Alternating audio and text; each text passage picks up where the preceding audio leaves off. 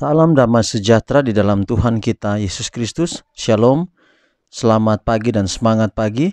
Jumpa kembali di dalam renungan pagi kita untuk hari ini 30 November tahun 2021.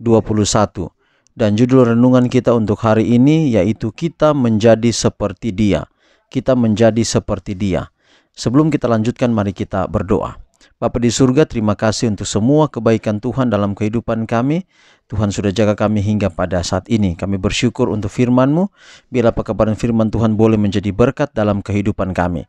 Terpujilah nama Tuhan, dalam nama Yesus kami telah berdoa. Amin. Sekali lagi saudara, judul renungan kita untuk hari ini 30 November 2021 yaitu kita menjadi seperti Dia. Kita menjadi seperti Dia. Dan ayat inti kita Yohanes 17 ayat 24. Yohanes 17 ayat 24. Ya Bapa, aku mau supaya dimanapun aku berada, mereka juga berada bersama-sama dengan aku. Mereka yang telah Engkau berikan kepadaku, agar mereka memandang kemuliaanku yang telah Engkau berikan kepadaku, sebab Engkau telah mengasihi aku sebelum dunia dijadikan. Sekali lagi, ya Bapa, aku mau supaya dimanapun aku berada, mereka juga berada bersama-sama dengan aku. Mereka yang telah Engkau berikan kepadaku, agar mereka memandang kemuliaanku yang telah Engkau berikan kepadaku, sebab Engkau telah mengasihi aku sebelum dunia dijadikan. Yohanes 17 ayat 24. Dalam pekerjaan kita menghadapi banyak kekecewaan. Tetapi kita tidak akan mendapatkan kekuatan dengan terus memikirkan kekecewaan. Dengan melihat kita menjadi berubah. Ketika kita dalam iman melihat kepada Yesus, gambarnya terukir di hati. Karakter kita akan diubahkan. Ada banyak orang yang terlalu banyak memikirkan teori, telah kehilangan pandangan tentang kekuatan teladan juru selamat yang hidup.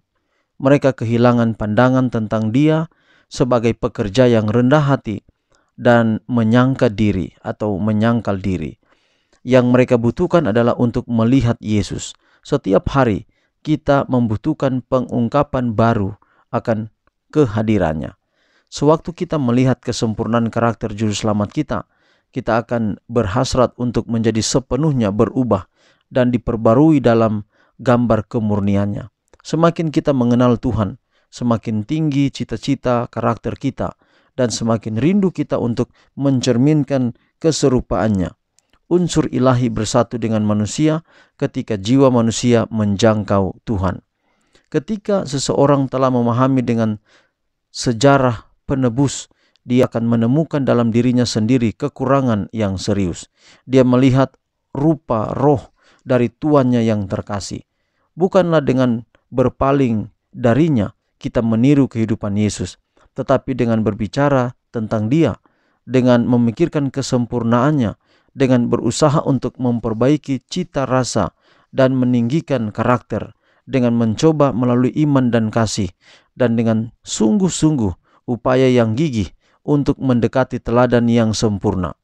Dengan memiliki pengetahuan tentang Kristus, kata-katanya, kebiasaannya, dan pelajaran dari perintahnya, kita meminjam sifat-sifat karakter yang telah kita pelajari dengan cermat dan menjadi diilhami oleh Roh yang telah begitu kita kagumi.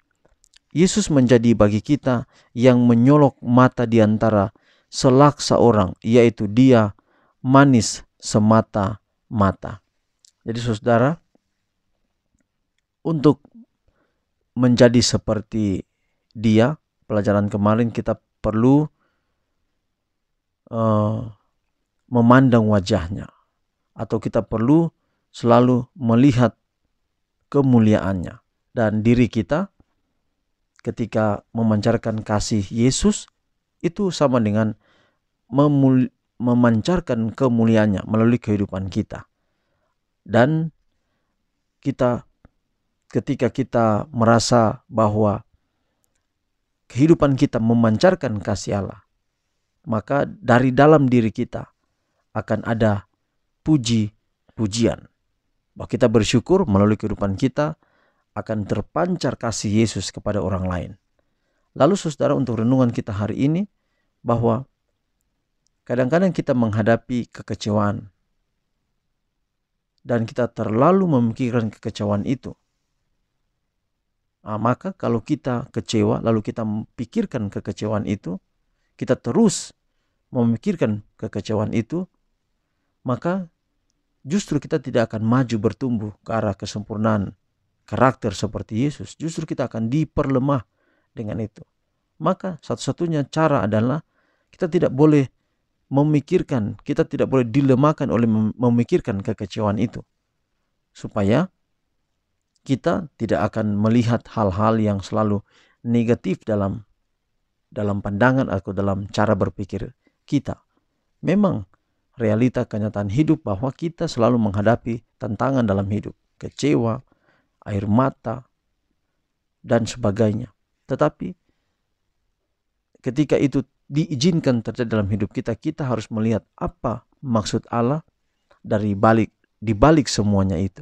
Tentu semuanya diizinkan untuk melatih iman kita kuat dan dapat bertumbuh di dalam Dia. Itulah sebabnya renungan hari ini mau mengajak kita untuk selalu pandang pada Yesus. Apapun yang akan terjadi dalam kehidupan kita, dan itu semua akan menjatuhkan, melemahkan iman kita, kita harus segera berbalik. Bahwa walaupun terjadi kekecewaan, tetapi Allah akan menolong kita, memberikan kita kekuatan untuk dimampukan menghadapi setiap situasi yang kita hadapi. Tuhan memberkati kita dalam pekabaran kita pada hari ini. Mari kita akhiri dalam doa. Bapa kami dalam sorga, terima kasih untuk semua kebaikan-Mu dalam kehidupan kami. Terima kasih untuk kasih-Mu yang boleh menjadi bagian kami hingga pada saat ini. Kami tahu Tuhan bahwa kami berjalan dalam kehidupan kami, kadang ada kekecewaan, ada masalah-masalah, tapi kami diajar untuk selalu memandang kepada Tuhan, untuk mengasihi Tuhan dan mencintai Tuhan. Pelihara kami sepanjang hari ini dalam setiap rencana kehidupan kami serahkan ke dalam tangan Tuhan. Kami berdoa dan menyerahkan seluruh rencana-rencana kami hari ini dan seterusnya, biarlah semua jadi hanya di dalam tangan Tuhan. Inilah doa kami, ampunilah dosa kekurangan kami sudah berdoa dalam nama Yesus Tuhan dan Juru Selamat kami. Amin. Saudaraku, demikian pekabaran kita untuk hari ini. Sampai jumpa besok. Tuhan memberkati kita semua. Shalom.